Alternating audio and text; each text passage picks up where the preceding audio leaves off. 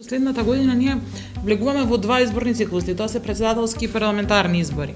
Изборите како такви се едни од најкритичните сегменти, дури постоеше известна дискусија и во Соединетите американски држави во делот западните земји да токму изборните системи бидат дезигнирани како критична инфраструктура заради ранливост, заради докажано мешање во изборите. Тоа се случи во Франција, во избори за Европски парламент, на изборите во САД, па дури кај нас, ако се сеќавате, на последните избори имаше напад на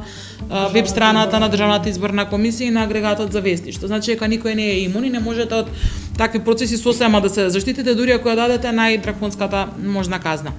Но она што сакам да го пренесам како апел и покрај атрактивноста на ширењето на лажни вести како политичка алатка е дека пред се одговорноста лична, политичка и институционална е многу важна и дека ова се однесува на политичките партии без оглед дали се партии на власт или во опозиција.